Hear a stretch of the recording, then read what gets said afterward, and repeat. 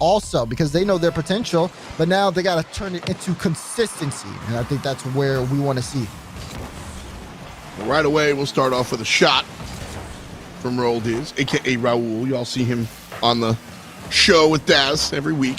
But now he's got to show up on the field, and that's a much different job.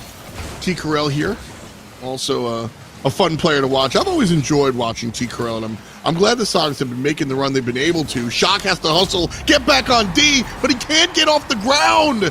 And Chicago's left wing push winds up successful. This is even more impressive when you think Chicago has no boost when he originally grabs the ball. He has 12 when he takes the shot, but that's just all good decision-making and a great follow-up. There's a lot of extra work there for G2, but a well-deserved first goal.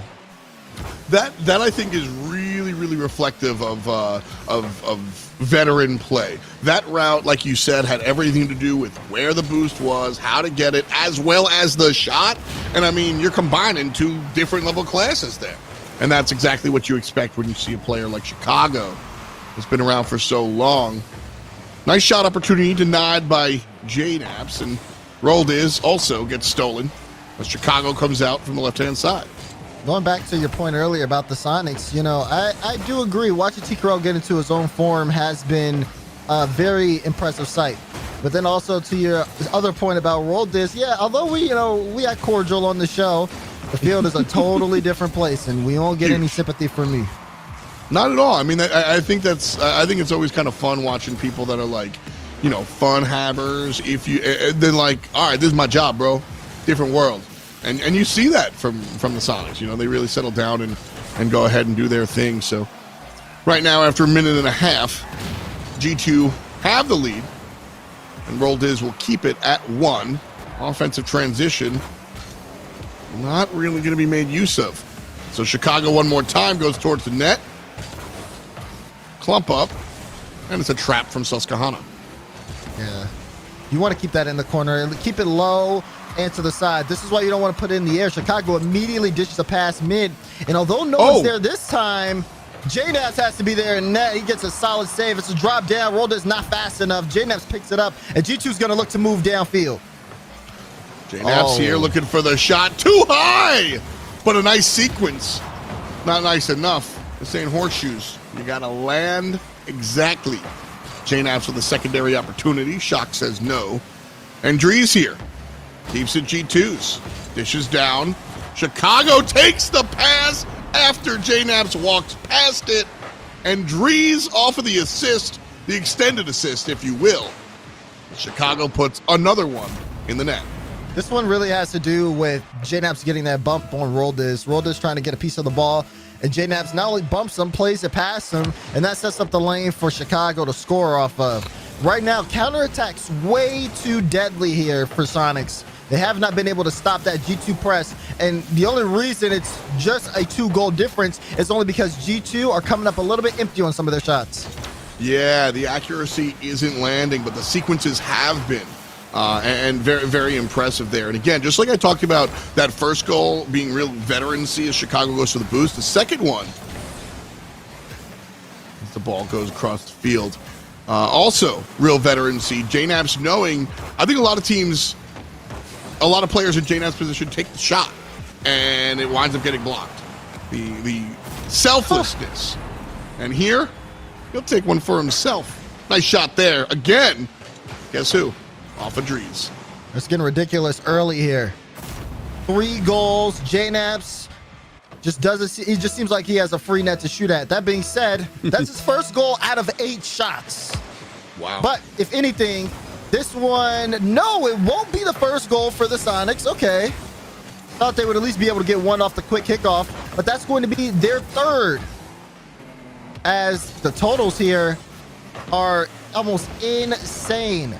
We're looking at 15 shots to 3. G2 has dominated this game. Yeah, I mean, that's just oppressive is the word I want to use. Shock can't make it. Neither can T. Carell. Both of them going to the bar like a Friday. Not a great look here for Susquehanna. On the right-hand side, ball will rattle on down. T. Carell goes for the defender, not the ball. It's Roldiz. They might be able to have the opportunity, but Chicago shoves past Shock. A nice stop by T. Corell momentarily. But it's JNaps. Makes it past one. Shot by Drees. Hand in the face. Oh, good stop there. JNaps trying to cover that up. T. Corell finally hits it off to the side. Chicago will put a testing ball there, but Rolders is there. That being said, this has been the name of the game all game long. It's just been G2 pushing continuously on the Soniqs end. Soniqs no control, and the defense is holding on, but if you play defense all game, what are you doing? They have not been able to break out. Exactly. That's one of the bigger problems here. I think Stacks tends to say this a lot, where it seems like Susquehanna are playing not to lose, not necessarily to win, which unfortunately I think when you're going up against a team like G2 can kind of get into your mental, but that's absolutely not the approach you want to take. G2 are able to take game number one relatively easily. Whew. 18-4. Insane. In terms of the shot totals. That's how wild that is. Again, Soniqs' 3 chances. I mean, one of them I think probably should have went in when Rodis had the free look at the net, but I think he rushed the shot. Or maybe it looked like it was tough. I will say that much. That being said, I mean, you do not want another game like that if you're Soniqs. Coming out like that, it was just they just gave the ball to G2. G2 continued to play around them and just kept peppering the net. Soniqs have to fight back. They have to fight for control in the midfield. They have to make G2 work. If they don't do it this game, then the series is already over. Definitely what we're going to be looking for here in game number 2. Like you said, I mean, the biggest thing is to get out of the defensive half. And so is it as simple as look for more offense, or is there something more in depth that the Soniqs have to do? I think for them, they have to play the starve. G2 is starving them on their own half, and then they're also just keeping control of the ball in midfield. They have to play their challenges well, and they also have to play it. Whoever's second man has to play a really important role in some of their plays. They're not getting a solid second man follow-up on some of their touches, and that's really killing them. You see Shock try to play that in the midfield. He's last back. So he plays it up, and then someone immediately is on it from G2. But when they pass it, like you just saw just now, they're able to get it into the corner, set up a play, and T. Corell can take a shot. They need more of that going into this game. More of the straight, I mean, just straight up and down is teamwork, right? Like the individual prowess. The second man is the biggest thing that you really highlighted there, and I have to agree. I've seen a couple of, in the few times that the Soniqs had the offensive shot, they just weren't able to find the secondary opportunity. And the other side, G2 has just been peppering the enemy goal like it's their job. Spoiler, it is. And so Drees here trying to give it a shot. 2 defenders will try and stop him. T. Corell with a nice defensive set. And Shock hands it right on back. That's not the soft touch we wanted to see. That's what those touches on defense seem like Susquehanna are just handing it back to G2 time and time again. Yeah, it's really tough, too, because you have Chicago or someone from G2 playing up front looking for bumps like the one we're seeing now. JNap's shot's going to go in, and G2 will start game 2 off with a goal. T. Corell here just trying to keep up, but a great job from Drees to kind of like jump above him, prevent the early jump. And by Drees like clogging that air lane, so to speak, that really just prevents the defender from getting off the ground. It's just like that G2 finds the lead. But look at how G2 bring that ball up. With JNap's ball on the hood, keeps it close to him instead of just sending it away. Soniqs in their clears are just doing just simply that. They clear the ball. They don't necessarily hold it, take possession, and say, okay, what can I do? When you see Shock with this carry, at least they can get a 50 in the midfield, and it does something more for them. But these touches without even a second touch or, again, a second man, that's been the big killer because they just give up possession so easily. Well, here the Soniqs have possession. Shock will go towards the net. Nobody there for the rebound. T. Corell sets up Roldis, and he's rolling dubs. Nice job there, and it's a tie game. T. Corell with the pinch out. You got to give this for Roldis. So speedy, doesn't give any time for Chicago to get a clear, straight up dunks them. Tied up game for the Sonics as they breathe life into their offense. And folks, listen, I'm not saying that Daz is the smartest man when it comes to Rocket League, but you pointed out straight up and down they needed more team play. They get more team play, they immediately score. Drees here denied. Oh, and my goodness. the triple commit actually works out. It sends JNABs to the other side. So we stayed tied, although Susquehanna fans breathing heavy after that one. Yeah, that was too close for Sonics. That looked like that one was going to go in, but the defense works out. Now, this is where things get interesting. G2 tries to experiment with ways to bring it up. Drees, how much boost does he have in the tank? I'm trying to figure it out. It looks like he has more than 100 sometimes when he's on the ball. The Chicago clears that one. Drees has to come up and make a save, and here's some Sonics pressure, at least for a moment, as they get the ball downfield. Same thing there. T-Corral takes a shot. Nobody there to play on the board. T-Corral gets taken down, but it's Roldiz shoving the ball up front. And I don't mind this one. That one really just clearing so that they don't have to deal with the 3-on-2 mismatch on D. It's exactly what you want to look for. Same team there. That's a scary double commit. But they don't get punished for it. I think that's a good point. You also said, you know, that clear towards the back wall. That's really good for them because, again, they don't want to give a clear to G2 where they can immediately push the ball back in. They want kind of touches like the one we see in Chicago. Give it in the midfield. Don't give them too much pressure as they're able to, you know, actually have time to think. I think that's huge for Sonics to be able to figure out, you know, what they want to do next. Final minute of gameplay coming up here. Game tied 1-1. Because that was the big deal, was that every single time Susquehanna dealt with a shot, they just sort of handed it back to G2. Drees by himself. Oh, 1 versus 2. It do not matter. The new blood shows up and makes them bleed.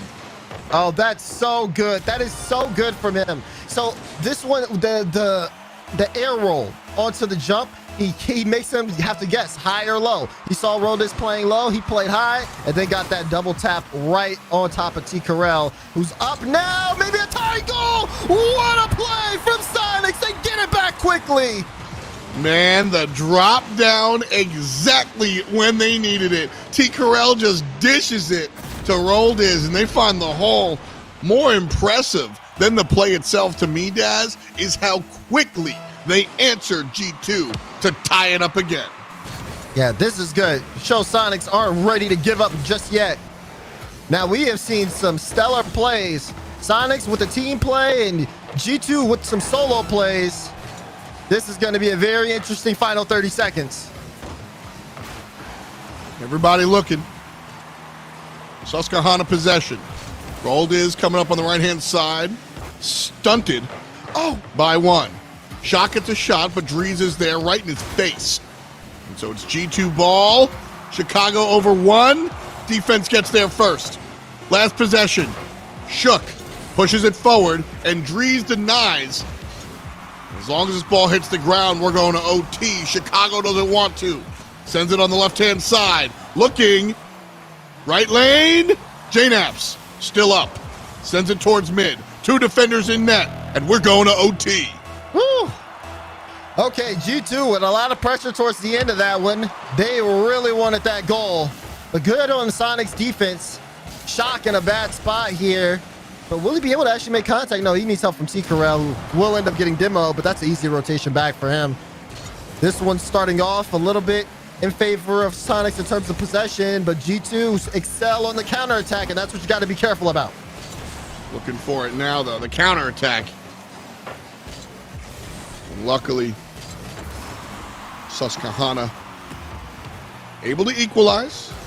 The G2 here, luckily for them, are able to still make these passing plays happen. Shot on net. Shock shows up. Routine defense. T-Corral looking for something different, but Drees is there. Stuck in the midfield. Chicago wins. Past T-Corral. JNAPS is here. JNAPS is there. That's game for G2. Man, that one's definitely got a sting for Sonics. Shot goes back, and he knew the pass was coming. It just seems like he guessed it was going high, and he was played low and right past them. G2 get away with game 2. get away with. That is the terminology that I absolutely will agree on. I think the Soniqs look so much better in game number 2. Obviously, the scoreboard will tell you that. 3-2 is better than 3-0. Next up, the sky is blue, grass is green, water is wet. But straight up, the teamwork was there. And I just didn't see teamwork in game number 1.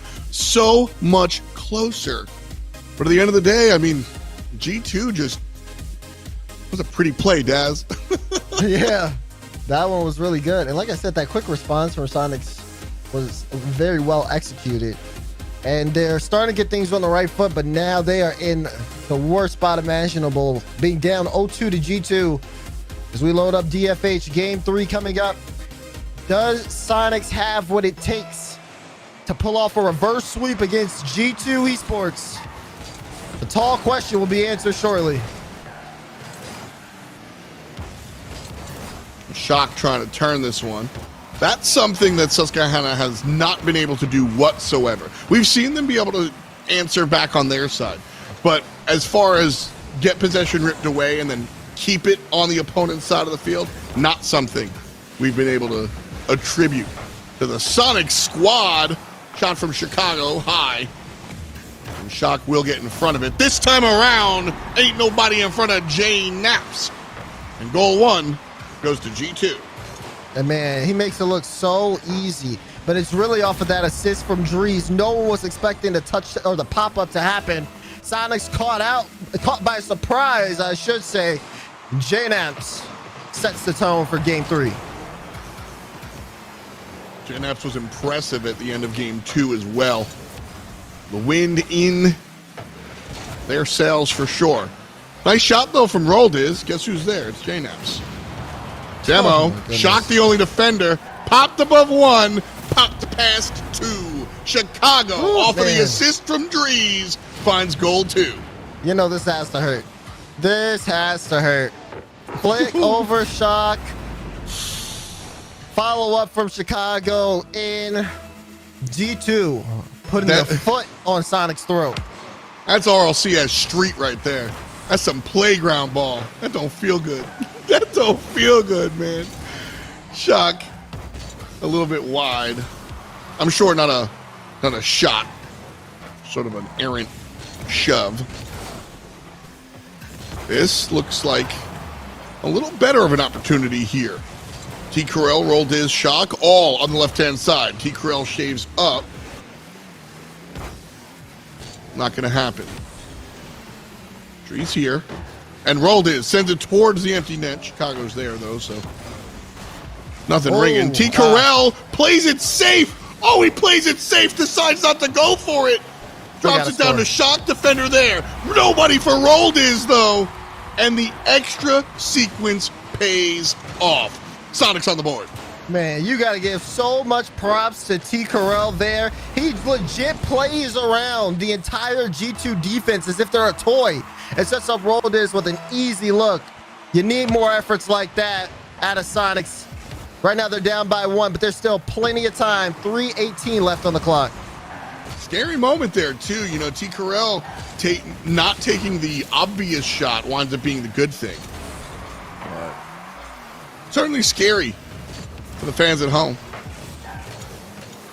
G2 possession, drop down. JNaps wasn't ready for it. Can't shove it this time around.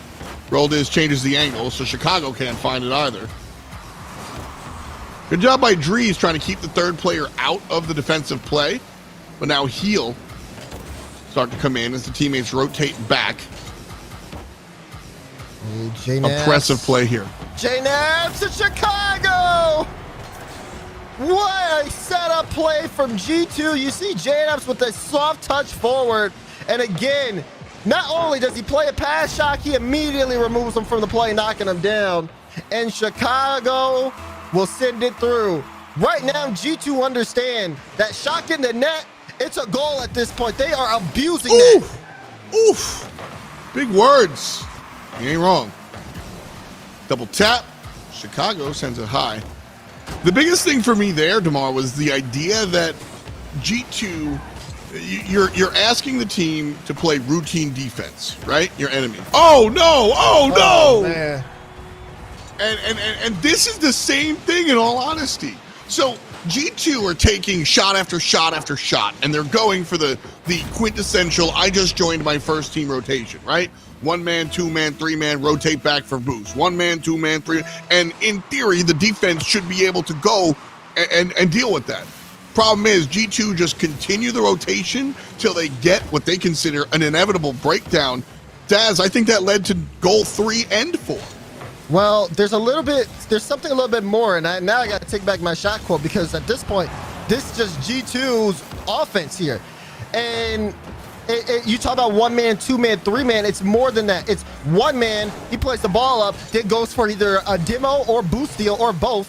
Then 2-man plays the ball, does the same thing. Then 3-man comes up, does the same thing. They have to look at more than just the ball on the side of Susquehanna Soniqs. They, like in the last goal, Rodas and T-Corral both jumping to dodge. I think it was Chicago or Dries. Someone was looking for a demo, and they had to dodge that while also playing the ball. And by the time Chicago came and put a shot up, it was far too late. And I think that's how they're abusing them. It's the off-ball everything else from G2. You know, that you're juggling, and the dudes off the side are throwing the balls at you, and you got to be able to deal.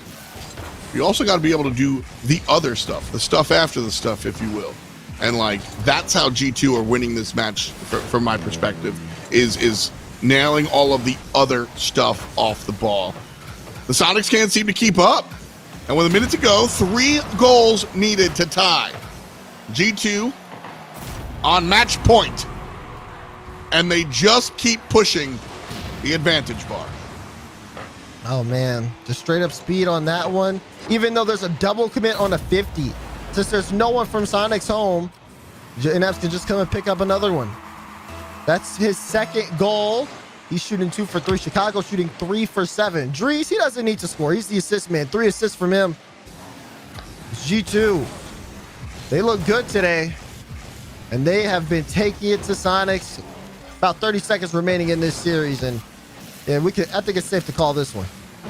I mean, when you're a team like G2, you're not allowed to lose down here. Like that's, you know what I mean? It's already much that you've, and I don't mean by like actuality. I mean the 3 players on the team are probably more mad than their fans. You know what I'm saying? Like you're just used to a certain level of prowess, and so. If I'm honest with you, I expected G2 to come out like we've seen in Game 3 the entire set. I did not expect the Soniqs to play as well as they did, at least in Game number 2. It was a nice sight to see, but Daz, we're going to end it here in 3 games. G2 in 3. Yeah, G2 take this one, and it's a clean win. But man, oh man, did they really just put on the pressure. They never let up. I think that's the biggest thing. But throughout the entire series, they kept that same offensive energy. And I think that's really what separates G2 from a lot of teams that we see in the bubble too. You talk about teams like Pittsburgh Knights, Stromboli, Ghost even. And the G2, they will not put their finger off the gas. It's very rare to see them, let up. And even in that game, they're up by 2 goals, 3 goals. They want to keep going, make sure they finish it out. So G2 looking good. We'll see how far they go in terms of this regional. I mean, that's certainly enough to put them forward. The Soniqs, of course, unfortunately have to put down their controllers, but G2 now waiting for the winner of Space Station and Shopify right now, or the loser rather. And so Shopify Rebellion seems to be in that position. Space Station winning their set 2-1. But a lot of Rocket League to be played on that side, so I'm not going to lock anything in just yet. But G2 is certainly a turnaround from stage number 1, Daz. I think looking forward, things trending upwards for G2. Things are trending upwards for G2 for now. Like I said, it's going to be very interesting following their bracket, as the matches today have been telling, so to speak. Some teams showing up, some teams bowing out, but that's what makes the knockout gauntlet so exciting. Coming up next, we have honestly a really good matchup. Xset versus Rogue. I think these teams are quite evenly matched. I think the players on the field have a lot of similarities, and I think we're honestly ready for a barn burner. So we're going to go ahead, get things aside, get the players all ready behind the scenes. Myself and Dazarin, thank you so much for watching. We'll be back here on UGC.